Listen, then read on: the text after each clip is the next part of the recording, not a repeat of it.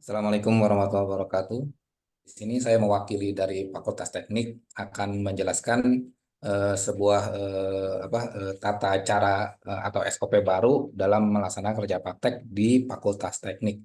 Di sini saya akan share eh, apa saja yang bisa dilakukan di mahasiswa di sistem yang ada. Ya. Oke, ini sudah muncul ya? Sudah muncul? Muncul, Pak. Ya. Sudah, Pak. Sudah, Pak. Ya. Oke, terima kasih. Nah, ini adalah tugas mahasiswa ya sebagai mahasiswa di sistem KP yang di Fakultas Teknik yang kita kembangkan.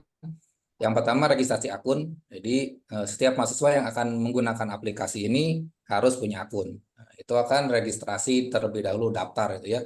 Jadi dengan inputkan NPM, nama, kelas, email, nomor handphone, lengkap dengan data orang tuanya.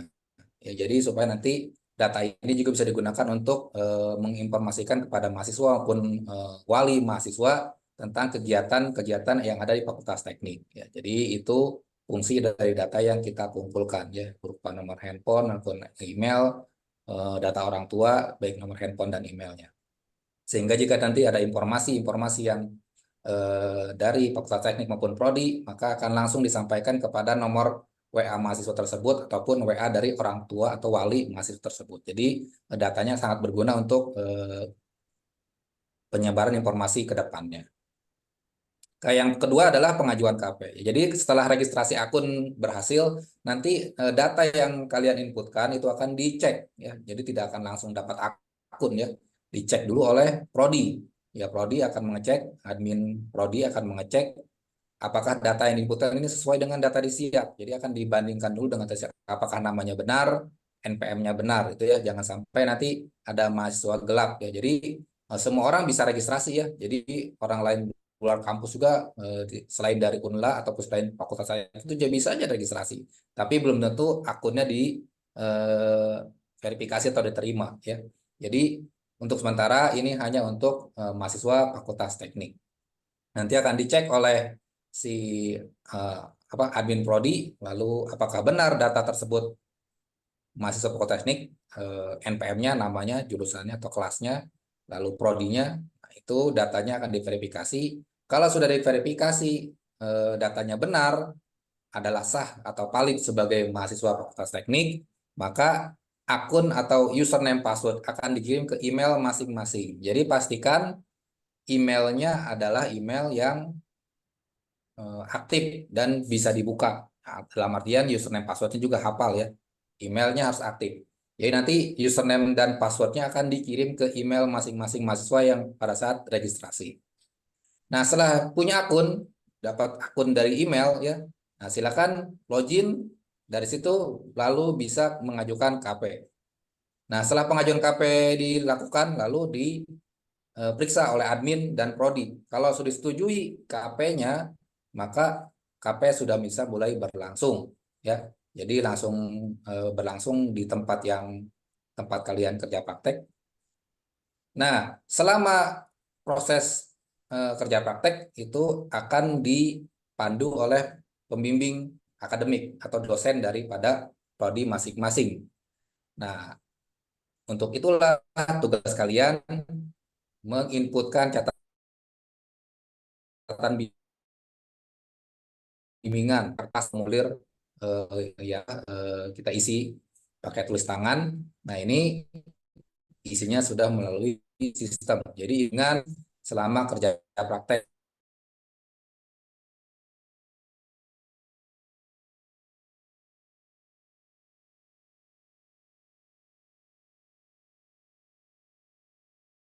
Jadi bimbingan laporan kerja prakteknya, bukan bimbingan kerja aslinya di sana seperti apa. Ya, jadi laporan seperti apa, itu input catatan bimbingan di sini. Bimbingan laporan kerja praktek. Yang berikutnya adalah pengajuan seminar sidang. Jadi setelah oke, itu adalah role mahasiswanya ya. Jadi itu yang akan kalian lakukan. Nah, selanjutnya kita akan lanjut ke tampilan sistemnya.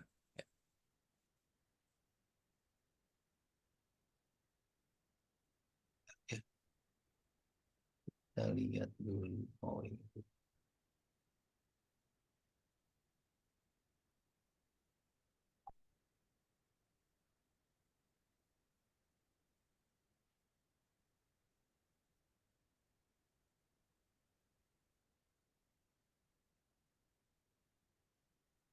Nah, ini adalah tampilan daripada sistem aplikasi yang ada di Fakultas Langlang Buana. Fakultas Teknik Universitas Langlang Buana ya. Jadi ini khusus untuk Fakultas Teknik saja.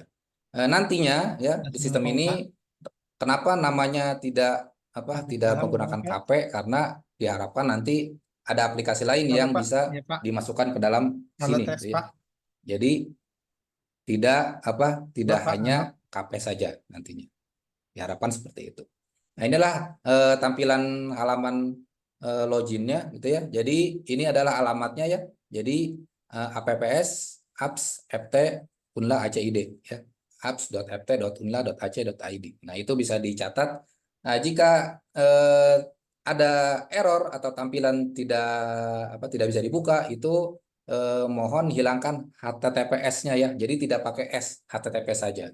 Jadi jika tidak bisa dibuka, nanti linknya seperti apa, itu bisa dihilangkan S-nya dari HTTP-nya ya. Jadi HTTPS-nya S-nya dihilangkan. Cukup HTTP saja, maka itu baru bisa dibuka. Karena itu kita menebeng pada web Unla secara keseluruhan. Jadi karena web Unlanya tidak pakai HTTPS, maka aplikasi di bawah subdomainnya juga tidak menggunakan HTTPS ya. Jadi nanti kalau ada kesulitan, kemungkinan semua browser sekarang sudah otomatis menginputkan HTTPS di depan halaman webnya. Nah, supaya bisa dibuka, S-nya dihilangkan, cukup HTTP saja ya. Nanti bisa disimpan, di-save, di bookmark di browser ataupun di laptop masing-masing gitu ya. Nah, di sini adalah tampilan untuk loginnya. Lalu kalau belum punya akun, kita klik di sini daftar. Disinilah data yang harus kalian inputkan ya. Jadi NPM itu harus benar ya.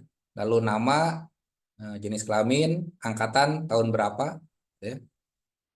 Lalu prodinya di mana? Kelas A, B, C. Lalu email ini harus aktif karena nanti username passwordnya akan dikirim ke email. Lalu nomor telepon WA dari mahasiswa tersebut. Lalu juga inputkan data orang tua ya. Jadi orang tua, nama walinya siapa, hubungannya dengan wali itu apa, orang tua, kakak, paman, bibi ataupun lainnya. Lalu email orang tua jika ada. Nah, email ini opsional untuk orang tua. Ya, tapi kalau nomor telepon itu sebaiknya ada ya, telepon orang tua wali itu ada. Ya. Kecuali memang membiayai sendiri gitu ya. Jadi kalau dibiayai sendiri, maka bisa menggunakan nomor telepon sendiri juga boleh gitu ya. Jadi mungkin bisa walinya sendiri ya, ininya lainnya gitu ya. Seperti itu. Kalau memang sudah berhasil membiayai sendiri, misalnya kelas karyawan ya, mungkin sudah pakai biaya sendiri, ataupun kelas C itu bisa menginputkan nomor teleponnya diri sendiri boleh ya. Tapi kalau mahasiswa yang masih dibiayai oleh walinya, baik kakak, orang tua ataupun paman bibi, maka wajib menginputkan nomor telepon dari walinya tersebut ya. Sampai sini jelas? Jelas, Jelas, Pak. Pak. Jelas, Pak. Nah, oke, lanjut. Sudah registrasi akun, maka nanti akun seperti tadi yang saya sampaikan akan diverifikasi, dicek oleh admin prodi, ya. Apakah data yang diinputkan benar atau tidak, ya. Kalau sudah benar, maka akun akan diaktifasi oleh prodi. Ya, jadi kalau datanya sudah benar sesuai dengan data di SIAK, maka akunnya akan diaktifasi oleh prodi masing-masing, ya. Jadi akun akan diaktifasi oleh prodi masing-masing untuk mendapatkan username dan passwordnya, gitu ya. Nah, ini kita copy aja nanti ke chat. Nah, setelah itu kalau sudah punya akun, maka kalian bisa login dengan akun yang ada di email masing-masing. Username-nya sudah ada di sana, passwordnya sudah ada di sana. Nanti password yang diberikan itu password random ya. Jadi satu mahasiswa dan lainnya itu beda passwordnya. dan menggunakan huruf acak. Jadi tidak bisa ditebak gitu ya. Kalau mau diganti nanti bisa. Oke, kita langsung anggap saja semua mahasiswa sudah aktifasi memiliki akun ya. Jadi mahasiswa sudah punya akun dan siap untuk login ke sistem. Nah, di sini akan saya mendemokan versi dummy ya. Jadi secara fungsi dan tampilan sama, cuman datanya yang tidak sesuai ya. Datanya hanya data karangan belaka gitu ya. Jadi supaya mudah mendemokan sampai ke fitur yang terakhir. Ya, jadi kita akan menggunakan data dummy untuk demonya. Nah, setelah punya akun, maka kalian bisa langsung login menggunakan akun dari email masing-masing. Nah, jadi ini saya sebenarnya akun namanya 123, NPM-nya 123, username itu NPM ya. Lalu passwordnya sesuai dengan yang ada di email. Setelah menginputkan username password, ini kita pasang CAPTCHA ya. CAPTCHA ini untuk mencegah spam. Jadi supaya tidak banyak orang yang mencoba-coba login gitu ya. Jadi kita pakai spam ini pastikan CAPTCHA-nya sesuai dengan yang ada di sana perintahnya. Oh, suruh klik motor, maka harus klik gambar motor. Klik gambar traktor, harus klik gambar traktor dan seterusnya. Sesuai permintaan daripada CAPTCHA-nya. Wah, ini berarti salah tuh ya. Nah, sepeda. Nah, sudah benar. Kalau CAPTCHA sudah benar dengan checklist hijau, maka lanjut login. Nah, ini sudah login ke dalam sistem home-nya ya. Home dari sistemnya seperti ini ya. Nah, di sini sudah jelas namanya adalah nama mahasiswanya ya. Selamat datang Hadi, ini nama mahasiswanya. NPM-nya itu akan ada lihat di pojok kanan atas ya. Ini NPM-nya 123. Nah, di sini kalian di home system bisa mengupdate profil jika ada terjadi perubahan data, misal perubahan email ataupun nomor telepon. Ya. Jadi jika ada perubahan email atau nomor telepon, kalian bisa masuk ke menu update profil. Jadi mungkin namanya salah ketik, typo bisa jadi, atau emailnya mau diganti bisa. Nah, ataupun nomor telepon. Nah, ini yang wajib nomor telepon ya. Nomor telepon selalu diperbaharui jika ada perubahan. Karena nanti informasi akan di-share melalui WA masing-masing. Jadi, jika nomor teleponnya ganti, itu harap segera mengupdate profil, mengganti nomor teleponnya. Begitu juga dengan nomor telepon orang tua. Jadi, nomor telepon orang tua juga atau wali, silakan diganti juga jika ada terjadi perubahan data. Ya. Ini untuk update profil. Kalau mau mengubah password juga bisa, jadi inputkan password lamanya, lalu inputkan password barunya. Jadi password lama itu yang ada di email tadi, kalau password baru terserah kalian mau passwordnya apa. Tapi ingat passwordnya kalau diganti nanti proses untuk jika lupa password itu harus menghubungi admin prodi ya. Ya, jadi belum ada fitur untuk lupa password di aplikasinya. Jadi fitur reset password hanya dimiliki oleh prodi nantinya. Nah, jadi sebaiknya kalau karena passwordnya ini sudah random, tidak perlu diganti ya. Jadi kalau lupa buka email saja. Ya, mungkin seperti itu ya. Tapi kalau mau ganti juga bisa diganti dengan yang lebih mudah diingat juga boleh ya. Tapi harus diingat, jangan sampai dilupakan. Kalau tidak diganti juga tidak masalah karena passwordnya random, tidak mudah ditebak oleh orang lain ya. Itu untuk passwordnya. Jadi kalau lupa password cukup buka email saja. Kalau tidak pernah diganti passwordnya. Oke, itu untuk home-nya ya. Jadi kalau kembali ke yang tadi cukup ke home ini. Nah, di sini ada menu KP baru satu ya. Jadi nanti di sini ada list aplikasi yang ada di Fakultas Teknik. Ya, bisa jadi nanti mungkin TA ataupun dan lain sebagainya gitu ya. Mungkin mengisi kuesioner. Jadi ini ada list aplikasi yang ada di Fakultas Teknik akan muncul di sini. Ini baru ada satu, baru kerja praktek saja. Jadi kalau mau masuk ke menu kerja praktek harus diklik kerja prakteknya. Ya, kita klik di sini. Nah, ini menunya sudah khusus untuk kerja praktek gitu ya. Nah, kita sebentar kita reset dulu data saya supaya datanya kosong. Sebentar kita lihat.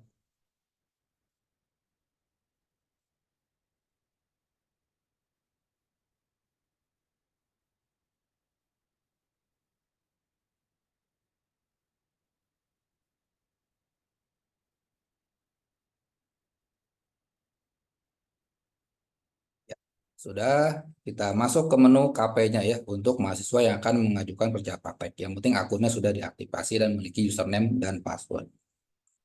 Nah, ini adalah tampilan jika belum pernah mengajukan KP ya. Jadi tampilan seperti ini profilnya di home-nya ya. Kalau ingin kembali ke home system itu balik ke yang ini ya, FT Unla Home ini. Nah, balik ke sini lagi dia. Jadi kalau mau masuk ke KP, klik KP-nya. Kalau kembali ke home system untuk ubah password dan profil itu ada di home FT ini.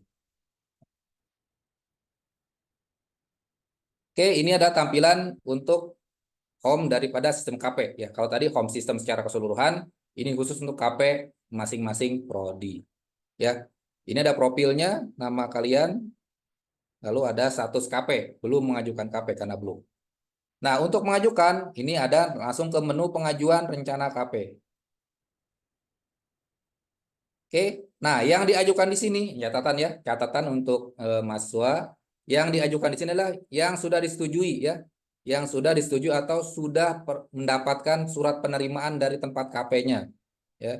Jadi yang diupload atau diajukan di sini adalah yang sudah disetujui atau diterima di tempat KP-nya. Kalau belum diterima jangan diinput dulu ya. Jadi inputlah yang sudah 100% diterima di tempat kerja prakteknya. Pastikan itu dulu ya. Jadi jika ada proses lain seleksi dari prodi untuk tempat KP-nya itu langsung berhubungan dengan prodinya. Nah, sistem ini hanya menginputkan atau menerima inputan pengajuan KP yang sudah 100% diterima di tempat KP-nya. Jadi bukan kandidat ya, tapi sudah diterima. Setelah itu kita inputkan data-data yang akan kita ajukan. Di sini bisa sendiri, bisa berdua ya. Kalau sendiri berarti jelas sendiri. Kalau berdua ini tergantung kebijakan prodi masing-masing ya. Jadi tidak semuanya bisa berdua. Tergantung prodi masing-masing ya. Kalau berdua kita bisa pilih teman kita yang sudah registrasi akun. Jadi inilah teman yang sudah registrasi akun ya dan belum punya KP atau belum melaksanakan KP. Muncul namanya di sini semuanya nanti. Masing-masing nama yang belum KP ataupun dari masing-masing prodi akan muncul namanya di sini jika dia belum KP. Ya.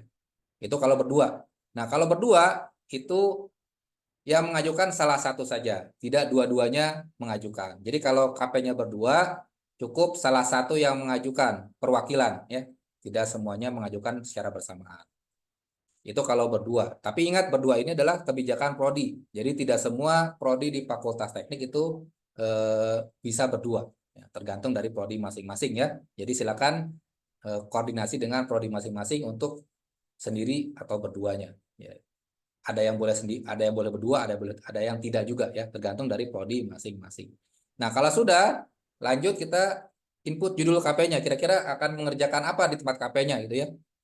Itu judul KP-nya, lalu input pembimbing lapangan di tempat kerja praktek, tempat kerja prakteknya siapa yang jadi pembimbing lapangan di sana, apakah supervisornya, manajernya, ataupun pemilik daripada tempat KP-nya. Silakan diinput pembimbing lapangannya. Lalu ini adalah usulan pembimbing akademik dari dosen untuk laporan KP-nya. Jadi pembimbing laporan KP boleh mengusulkan ya, tapi belum tentu disetujui sesuai dengan usulan karena kita lihat kuota masing-masing dosen. Kalau dosennya sudah penuh, ya tidak mungkin diberi bimbingan lagi. Ya. Jadi kuota masing-masing dosen berpengaruh pada pembimbing akademik atau laporan. Ya. Jadi boleh mengusulkan, tapi belum tentu disetujui oleh prodi karena melihat kuota dari masing-masing dosen yang tersedia. Nah, berikutnya adalah nama tempat KP-nya. Ya, nama tempat KP-nya silakan diisi sini. Lalu alamat KP-nya di mana? Lalu telepon tempat KP atau pembimbing lapangan. Ya, mau telepon tempat KP atau nomor telepon pembimbing lapangan, boleh. Ini ada rencananya berapa lama? 1 bulan, 2 bulan, 3 bulan. Ya, lama KP-nya berapa bulan? Di input berapa lama? Yang berikutnya adalah mengupload persyaratannya. Nah, ini adalah persyaratannya. Jadi pastikan ini sudah ada. Jadi proposal atau rencana KP sudah diisi dan bukti penerimaan. Nah, ini dari tempat KP tadi ya. Jadi yang diajukan di sini adalah yang sudah diterima di tempat KP-nya secara sah, bukan kandidat atau calon. Bukan calon tempat KP ya, tapi tempat KP yang sudah jelas menerima 100%. Dibuktikan dengan surat penerimaan tempat kerja praktek. Kalau proposal dan rencana KP ini termasuk apa? masing-masing prodi punya formatnya masing-masing. Silakan koordinasi dengan tempat atau prodi masing-masing untuk proposal atau rencana KP-nya. Nah, itu yang diajukan pertama ini. Nomor 1, dokumen pengajuan KP, itu rencana KP dengan bukti penerimaan. Yang kedua, KRS semester ini. Jadi harus sudah KRS. Jadi nanti jika mau pengajuan KP akhir bulan Februari ini, ya, jika akhir bulan Februari ini mau mengajukan kerja praktek, maka wajib sudah KRS dan checklist KP-nya. Jadi kalau belum KRS tidak bisa mengajukan KP. Ya, wajib sudah KRS. Yang berikutnya adalah mempersiapkan transkrip nilai. Sudah ditempuh minimal 90 SKS. Ya, minimal atau paling sedikit 90 SKS. Nanti transkripnya silakan meminta ke prodi masing-masing atau ke fakultas teknik untuk mencetak transkrip masing-masing. Nah, yang berikutnya adalah bukti bayar. Nah, bukti bayar KP ini sebuah suatu hal yang baru di fakultas teknik, yaitu membayar di awal. Ini untuk menertibkan pos administrasi juga agar mempercepat selesainya KP, ya. Jadi KP ini secara administrasi boleh 2 semester, ya. Pelaksana KP secara administrasi boleh 2 semester. Tapi mahasiswa banyak yang terlena, ya. Jadi kadang mepet-mepet di semester yang kedua akhir, sehingga mengakibatkan administrasi terganggu. Supaya administrasinya tidak terganggu, maka pembayaran kita pindahkan di awal. Jadi yang mengajukan KP bayar terlebih dahulu untuk proses bimbingan dan seminarnya secara di depan. Nah, jadi jika dengan ini diharapkan mahasiswa bisa selesai KP dalam 1 semester, ya. Jadi diharapkan dengan membayar di awal, mahasiswa bisa menyelesaikan kerja praktek dalam 1 semester yang sama. Sehingga di semester berikutnya langsung fokus pada tugas akhir. Nah, jika melewati lebih dari semester, nah ini adalah satu aturan yang baru lagi dari Fakultas Teknik, ya. Jadi jika melebihi dari 1 semester, maka jika seminar KP-nya itu selesai KP-nya di semester berikutnya, itu maka akan ada denda, yaitu dendanya membayar kembali KP yang akan disidangkan. Jadi yang bukti bayar pada saat pengajuan ini hanya berlaku 1 semester, ya. Jadi bukti bayar yang di sini hanya berlaku 1 semester. Jika lewat dari semester berikutnya, misalnya ini sekarang genap berarti sampai bulan Agustus. Jika nanti sidang atau seminar KP-nya di bulan Oktober 2024, maka itu kategorinya sudah lewat 1 semester. Maka ada penalti, yaitu harus membayar KP untuk seminar kembali. Jadi harus membayar seminar KP kembali untuk sidang di semester ganjil, karena sudah lewat dari semester genap. Nah, dengan adanya pembayaran di awal ini, diharapkan mahasiswa lebih peduli. Saya nggak mau bayar lagi, maka saya harus selesai KP di semester ini juga. Nah, itu harapannya seperti itu. Jadi KP-nya selesai tepat waktu, tidak lewat 1 semester, sehingga pembayarannya lancar, administrasinya lancar, di semester berikutnya akan fokus pada tugas akhir. Nah, itu adalah sebuah SOP baru daripada Fakultas Teknik untuk mulai semester ini. Oke, setelah semua persyaratan lengkap, ya 1, 2, 3, 4, itu di-upload ke Google Drive. Jadi silakan di sini nanti linknya, ya. Jadi persyaratan ini diupload ke dalam Google Drive. Ya, jadi kalian buat folder dulu di Google Drive masing-masing. Pastikan kalian punya akun Drive, ya. Jadi silakan upload atau login ke Google Drive masing-masing, lalu buat folder. Contoh ini syarat pengajuan KP. Ya, kalian buat folder ini, lalu kalian buka dalamnya. Nah, masukkan semua file persyaratan tadi di sini. Jadi persyaratan pengajuan KP upload ke sini dalam bentuk PDF ataupun image, ya. Jadi upload dalam bentuk PDF ataupun image, misalnya bukti bayar, ya mungkin image bisa, ya.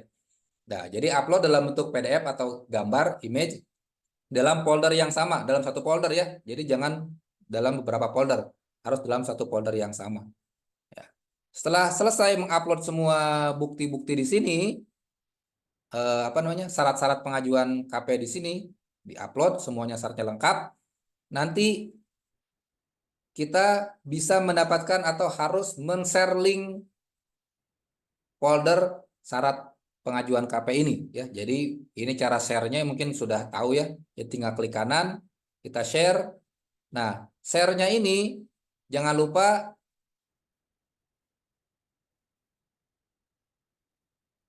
harus disetting aksesnya adalah anyone with the link ya.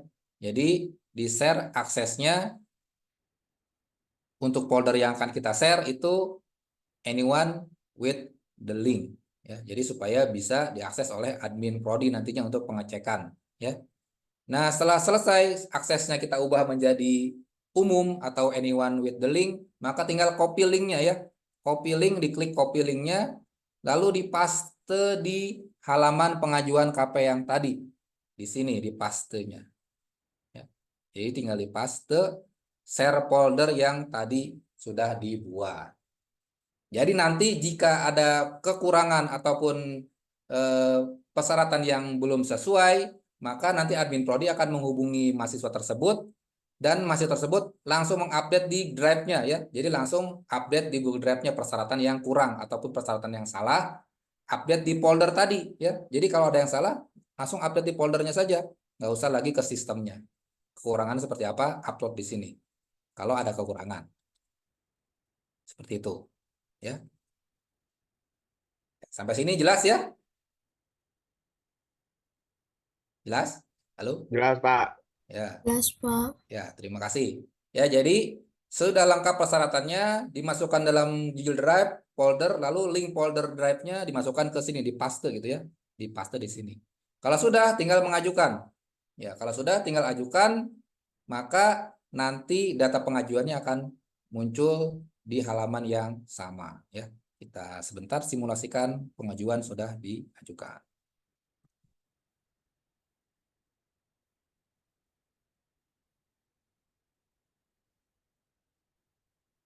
Nah, ini adalah pengajuan yang sudah diajukan. Jadi tadi halamannya berubah jadi ini ya, jadi status karena formnya sudah hilang karena sudah mengajukan ya. Jadi di sini sudah jelas status pengajuannya, usulannya siapa, lalu judulnya apa, pembimbing lapangan siapa. Nah, ini sudah disetujui. Kalau sudah disetujui, ini lambangnya warnanya kan hijau. Kalau belum setujui warnanya masih kuning ya. Jadi kalau masih belum disetujui atau belum dicek oleh admin prodi lambangnya masih kuning. Ini sudah setujui warnanya hijau. Berarti sudah siap untuk melaksanakan kerja praktek dan membuat laporannya ya. Jadi di sini sudah setujui oleh admin prodi, persyaratannya sudah lengkap berarti tadi ya, yang sudah diajukan, yang sudah dimasukkan dalam folder ini, G Drive ini sudah lengkap persyaratannya sehingga bisa langsung melaksanakan kerja praktek juga sambil kerja praktek sana juga mencicil membuat laporan ya, mencicil membuat laporan dan dilaporkan progres laporannya ke dosen pembimbing akademik ataupun dosen prodi. Kalau sudah disetujui oleh prodi proses kerja prakteknya sendiri ataupun berdua, maka langkah berikutnya selain melaksanakan kerja praktek di tempat masing-masing juga mencicil membuat laporan kerja prakteknya, yaitu melakukan bimbingan, input bimbingan kerja praktek. Nah, di sini ya. Jadi di menu bimbingan KP ini adalah menginput menginput daripada progres laporan kerja praktek masing-masing. Untuk yang berdua, dua-duanya bisa melakukan bimbingan ya. Jadi bisa gantian. Ya, jadi bisa gantian yang mungkin yang pertama si A, yang kedua si B. Kalau sendiri berarti hanya sendiri yang bimbingan. Nah, kita bisa tambah bimbingan di sini. Nah, di sini ya mungkin di garis bawahi bimbingan di sini itu bukan menggantikan bimbingan secara tatap muka. Ya, di sini hanya membantu proses pencatatan. Jadi untuk teknis atau mekanisme bimbingan disesuaikan dengan kesepakatan dengan dosen masing-masing. Ya, jadi bimbingannya sesuai kesepakatan dengan dosen masing-masing. Ini untuk mencatat inputnya ya. Jadi input catatan bimbingan ya. Gimana? Mungkin dosennya sepakat kita ketemu dulu. Ya, kita ketemu dulu bimbingan. Oh, sudah bimbingan bab 1 misalnya. Sudah sepakat bimbingan tatap muka, janjian di kampus, sudah mendapatkan masukan, revisi. Nah, setelah selesai masukan bimbingan, kalian bisa input di sini, tambah bimbingan. Artinya kalian lakukan bimbingan dulu dengan pembimbing secara tatap muka, lalu diinput catatannya di sini. Itu boleh. ya. Jadi ketemu dulu baru input di sini boleh. Tergantung tadi sepakatan dengan bimbingan, dengan dosen pembimbing ya. Nah, ataupun karena dosen bimbingnya agak sibuk, oh saya belum bisa ketemu. Ya udah kalian bisa upload duluan di sini juga ya. Misalnya mau upload bab 2, diupload di sini bab 2-nya, lalu nanti pembimbing akan mengecek di sistem ini juga bisa ya. Jadi tergantung sepakatan dengan pembimbing. Apakah input duluan di sini baru dicek pembimbing ataupun ketemu dengan pembimbing dulu baru input di sini. Nah, itu boleh. Tapi kembali lagi sesuai kesepakatan dengan pembimbing masing-masing. Jadi tidak bisa kalian buat asumsi sendiri. Jadi di sini hanya alat bantu mencatat bimbingan supaya bimbingannya tercatat progresnya seperti apa. Nah, di sini kita akan mulai kalau sudah disetujui KP-nya akan muncul bimbingan KP seperti ini. Lalu tambah bimbingan. Di sini tanggal bimbingannya bisa kita atur defaultnya hari ini. Kalau tandanya bimbingannya kemarin bisa diatur tanggalnya kemarin ya. Karena bisa siapa tahu kalian bimbingan dulu tetap muka dengan dosen 2 hari yang lalu baru diinput hari ini. Nah, itu bisa diinput menggunakan tanggal yang 2 hari yang lalu. Lalu topik bimbingannya apa? Misalnya kita membahas bab 2. Itu seperti itu. Topik bimbingannya nggak usah panjang-panjang ya. Kalau ini sama. Jadi kalian mengupload file bimbingannya juga di Drive. Sama caranya seperti yang tadi. Buat folder khusus bimbingan KP misalnya, lalu upload file bimbingan kalian di sana ya, dalam bentuk Word ataupun PDF, bebas karena di Drive itu bisa file apa saja. Lalu di-share kembali folder bimbingannya ya. Jadi yang di-share bukan filenya, tapi foldernya. Kalau Sarah share, dia akan ditolak sistem ya. Jadi harus share foldernya, bukan share filenya. Jadi silakan caranya seperti tadi, diklik kanan foldernya, di-share, jangan lupa aksesnya untuk anyone, lalu copy linknya di situ. Ya, lalu paste di sini untuk link folder bimbingan masing-masing. Ya, seperti itu ya. Boleh satu folder untuk satu semester selama bimbingan, boleh buat folder beberapa folder ya silakan ya. Yang penting foldernya valid ya. Jadi yang di-share adalah foldernya, bukan filenya. Karena satu folder bisa banyak file. Jadi enaknya seperti itu. Jadi jika bimbingannya banyak file, jadi bisa ya. Jadi tidak terpaku pada satu file saja. Itulah kenapa kita memilih meng-share foldernya, bukan filenya. Jadi ingat, yang di-share adalah foldernya ya, bukan filenya. Sehingga isinya bisa banyak, lebih dari satu. Nah, kalau sudah di input link drive-nya, maka ini akan masuk ke halaman dosen nantinya ya. Jadi akan masuk ke halaman dosen untuk diperiksa atau diverifikasi. Oh benar, mahasiswa tersebut bimbingan tanggal sekian dengan saya. Mungkin dikasih komentar. Oke, sesuai dengan di bimbingan di kampus misalnya gitu. Atau oke, lanjutkan ke bab 3. Nah, itu tergantung pembimbing masing-masing sarannya seperti apa ya. Jadi nanti setelah diinput akan ada muncul di halaman dosen pembimbing untuk diverifikasi data atau catatan bimbingannya. Apakah benar mahasiswa tersebut bimbingan di tanggal sekian dengan topik sekian. Itu ya. Jadi input, di-share drive foldernya, menunggu saran dari pembimbing. Nah, di sini juga kalian harus aktif ya. Jadi tidak selamanya pembimbing ini mengecek sistem. Jadi harus aktif mengkabari dosen pembimbingnya, Pak, saya sudah input catatan bimbingan di sistem, mohon diverifikasi. Nah, itu seperti itu ya. Jadi aktif juga mahasiswanya untuk mengabari dosen pembimbingnya bahwa dia sudah menginput catatan bimbingan di sistem supaya tidak ada yang numpuk nantinya di akhir-akhir ya. Seperti itu ya. Kalau sudah bimbingan beberapa kali, nah tadi seperti sampaikan di awal itu minimal 6 kali. Jadi minimal 6 kali dengan dosen pembimbing prodi. Minimal 6 kali baru bisa mengajukan seminar KP ya.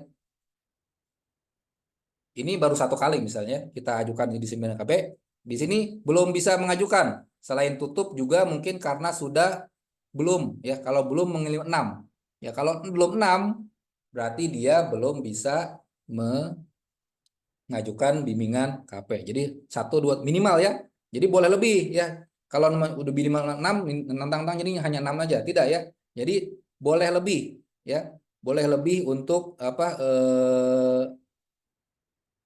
jumlah bimbingannya. Jadi nggak terpaku 6. 6 itu minimal. Minimal artinya paling sedikit ya. Jadi kalau paling sedikit berarti boleh lebih daripada 6 ya. Jadi jangan terpaku pada jumlahnya.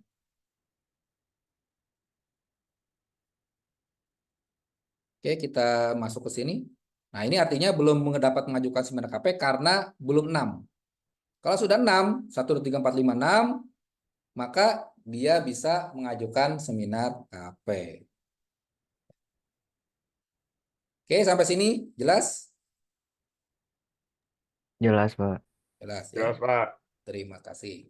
Oke, lanjut. Setelah bimbingan 6 kali, anggap saja tadi mahasiswa tadi yang dengan NPM 123 sudah bimbingan 6 kali. Maka selanjutnya kalian bisa mengajukan seminar KP, gitu ya.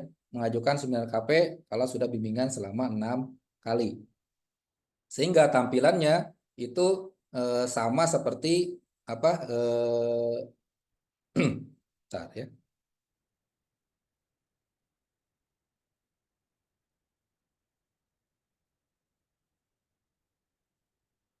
Sama seperti pengajuan KP sebelumnya gitu ya.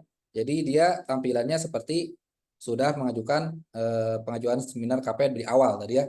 Kita simulasikan dulu sebentar bimbingannya supaya dia sudah 6 kali ya. Kita simulasikan bimbingannya sudah 6 kali supaya cepat ya.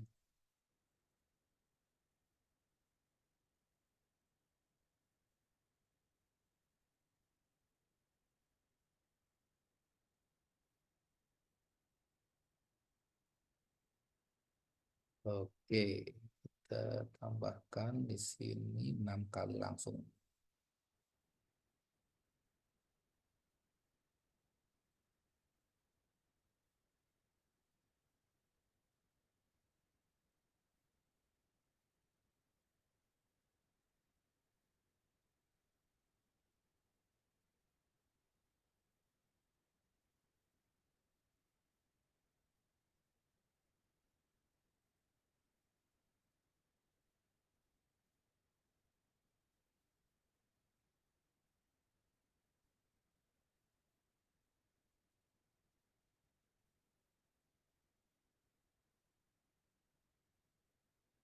Kita simulasikan ini, kita tambahkan ya.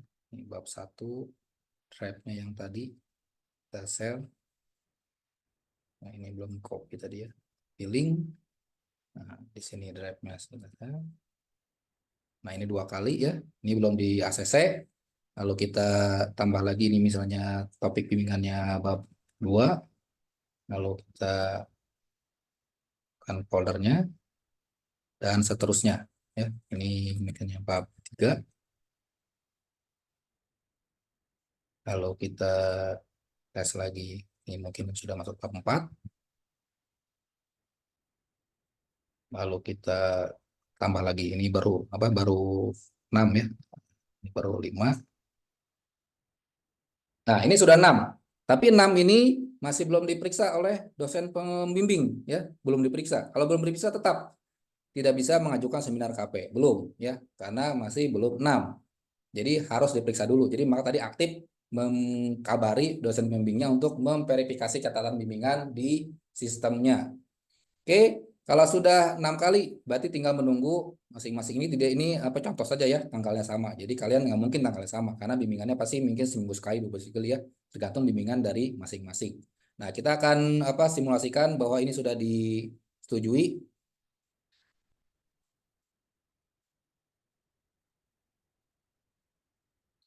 Akan setujui semua semua bimbingannya.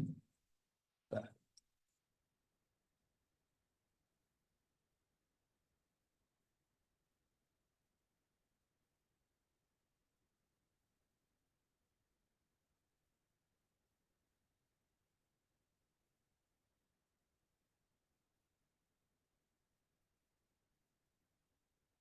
Oke, kalau sudah setujui bimbingannya, maka tampilan di seminar KP akan seperti ini.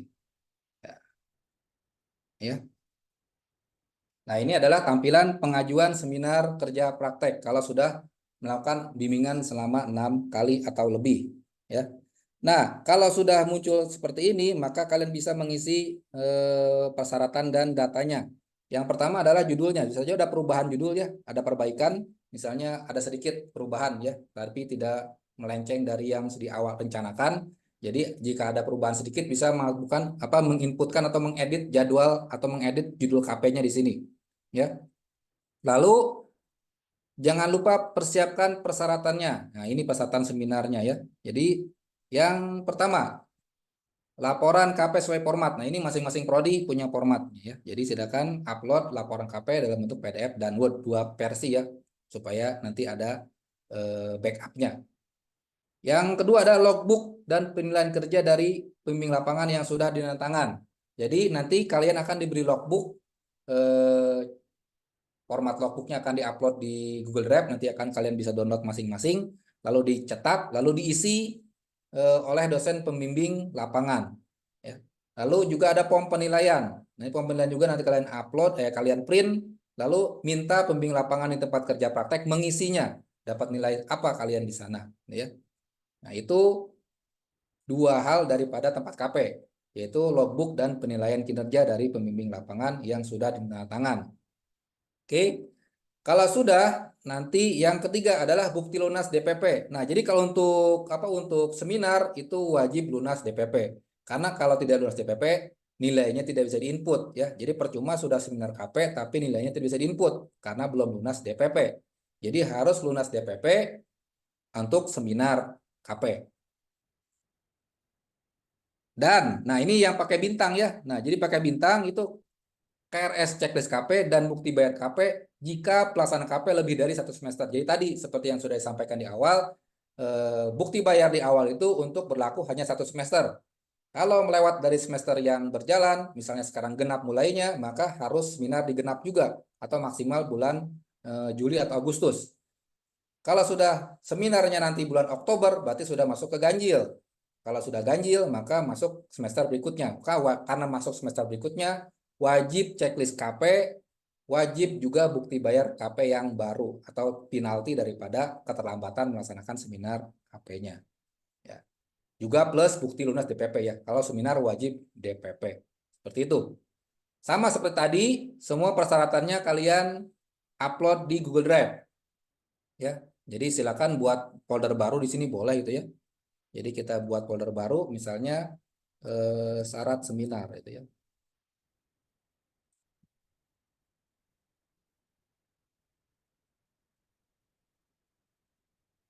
Nah, di sini upload semua yang kalian tadi sudah di persyaratan yang ada, gitu ya. Diupload semuanya di sini. Dari laporan KP-nya, logbook dari tempat KP, penilaian kinerja pembimbing lapangan, lalu bukti lunas DPP, dan juga bukti KRS ataupun bukti bayar KP jika melewati 1 semester, lebih dari 1 semester pelaksanaan KP-nya ya. Jadi upload di sini semuanya, caranya sama seperti tadi, tinggal di share linknya ya, di share link KP-nya, link foldernya ya. Lalu kita share, jangan lupa aksesnya itu diberi anyone with the link, lalu copy linknya, lalu linknya tadi dimasukkan di sini. Jadi di sini adalah yang di share adalah link share foldernya.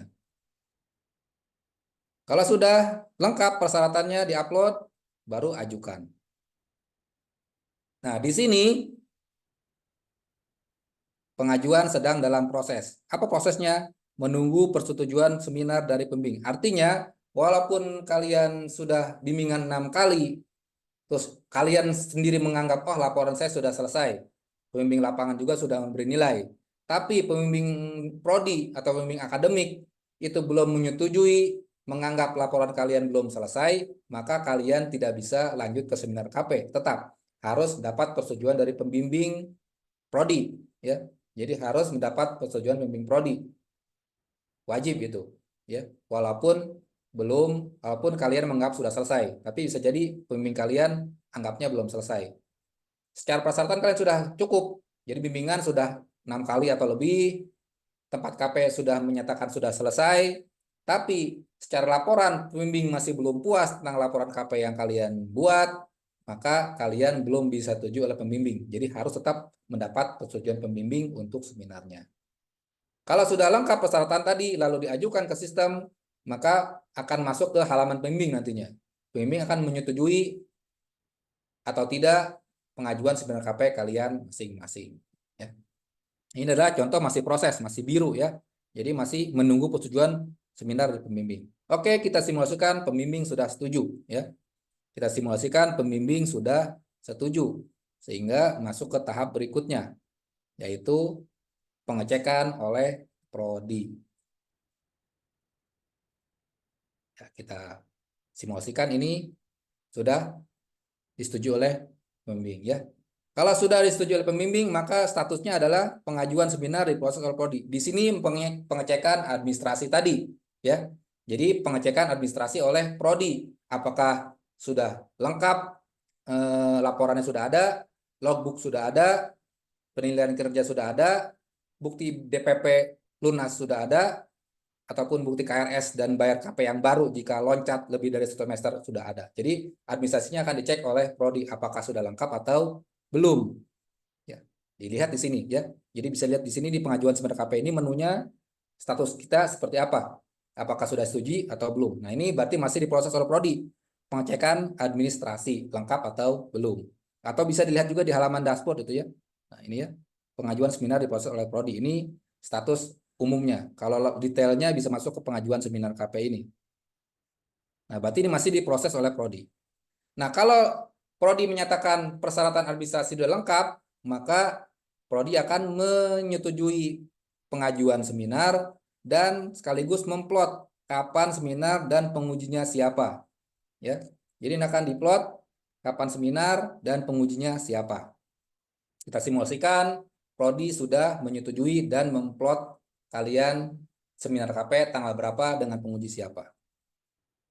Nah, ini adalah contoh tampilan kalau sudah disetujui dan di plotting kapan seminar KP-nya.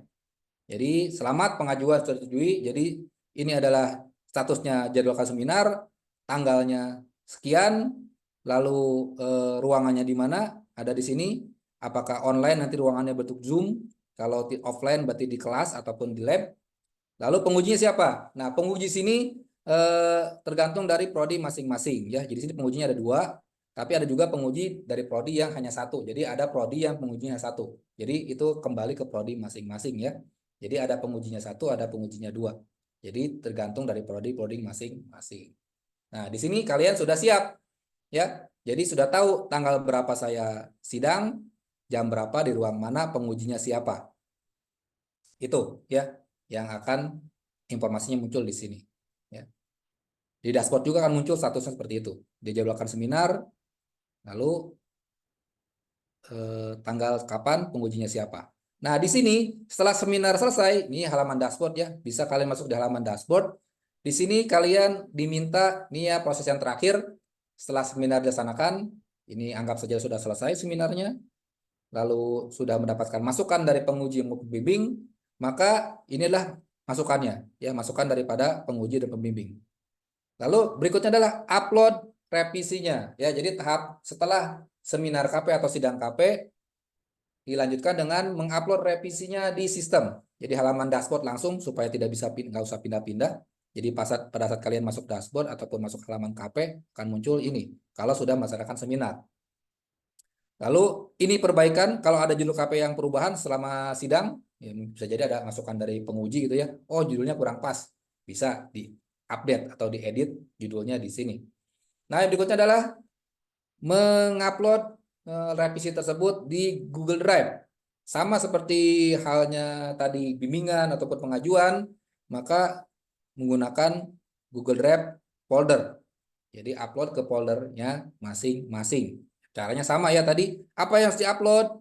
Laporan KP lengkap. Nah, ini laporannya sudah di tangan. Jadi nanti halaman pengesahannya wajib di-scan. Ya. Halaman pengesahan dari laporan KP-nya wajib di-scan dan disisipkan di laporan KP yang diupload. Jadi yang diupload adalah yang sudah ditandatangan pembimbing prodi ya. Dan sudah ditandatangan oleh Kaprodi. Jadi lengkap pengesahannya sudah ditandatangan oleh pembimbing maupun Kaprodi. Lalu itu yang pertama. Yang kedua yang ini untuk keperluan administrasi akreditasi, maka lembar pengesahan dan cover itu dipisahkan.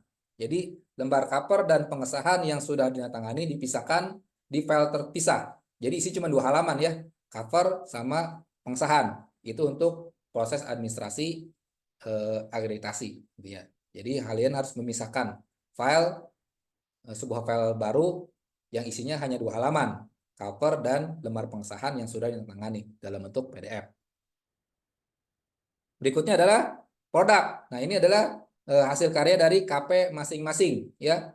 Tergantung dari prodi masing-masing. Produknya atau hasil karyanya apa? Misalnya arsitek, dia membuat blueprint rancangan arsitektur sebuah gedung.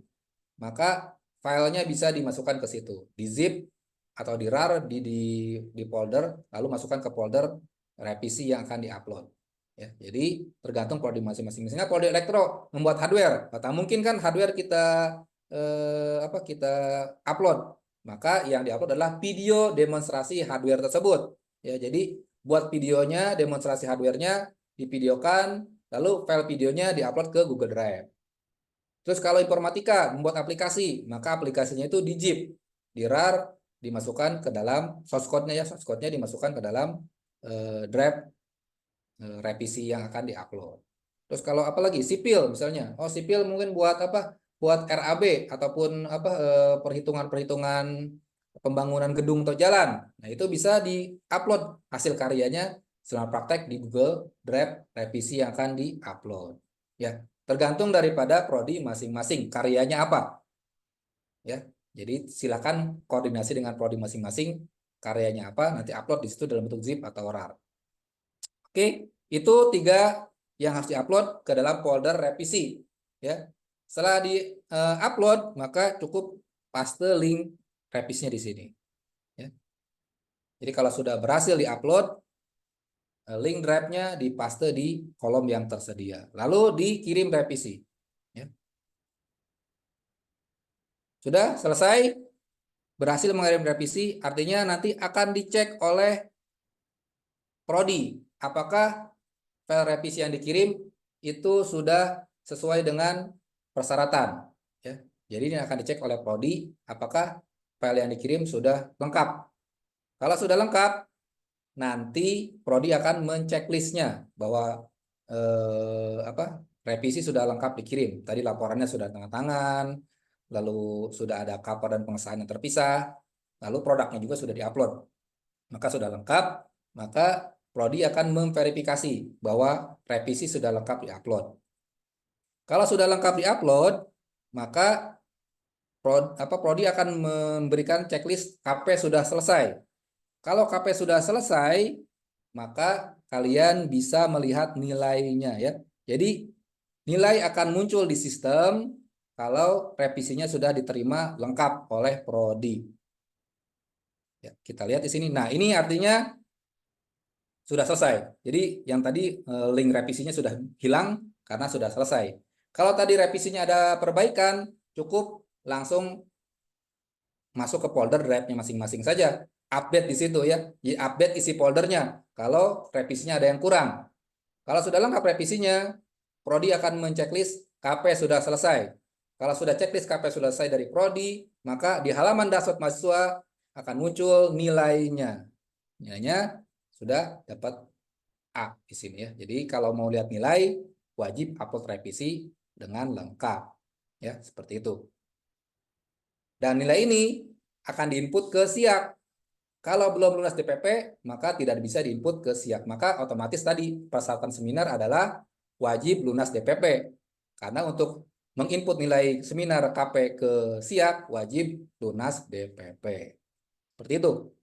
Selesai, maka tahapan kita dari awal tadi, registrasi akun, pengajuan KP, input bimbingan, pengajuan seminar KP, sampai upload revisi sudah selesai. Maka dengan ini, proses KP kalian sudah selesai secara sistem, nilai kalian tinggal nanti menunggu pengupload nilai oleh Fakultas Teknik ke SIAK-nya masing-masing. Saya rasa demikian untuk demo aplikasi dari sistem KP yang akan kita kerjakan.